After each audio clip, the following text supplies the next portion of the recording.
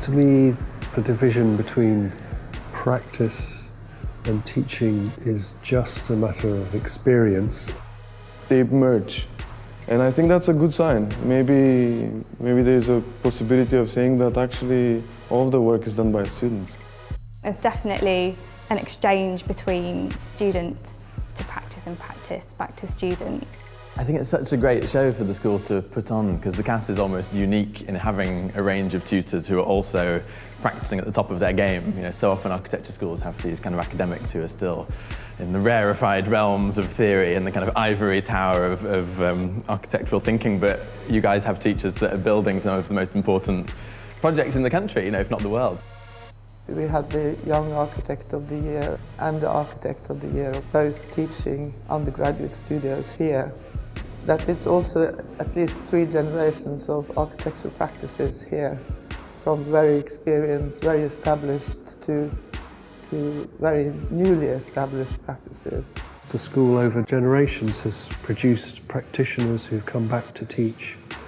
So being alongside each other, yes, that seems natural. It's a nice thing and something that's special about school.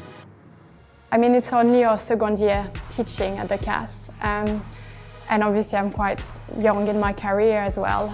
So it's been really interesting and really enjoyable seeing the students kind of evolving throughout the years.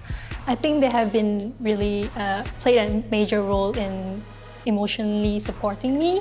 They have been encouraging me and also I think showing a lot of precedence and inviting a lot of professionals to help us. And I think that actually helps us into realizing what is happening in the real world. Of seeing them develop and seeing them learn beyond university. So in some ways it's a continual process. I guess the other thing that happens in the office as well is the more senior members or the teachers learning from the students. Obviously they have fresh ideas. This conversation helps both sides to define the strategy or the approach, or if you say even the technology of how to produce architecture. So this is the point where the laboratory, let's say, of architecture is happening in the school. I definitely agree that the students are bringing something to practice. The ideas that we explore in our student work are really loose and interesting and relevant, and we've developed that way of thinking and we apply that to our actual work that we do in practice.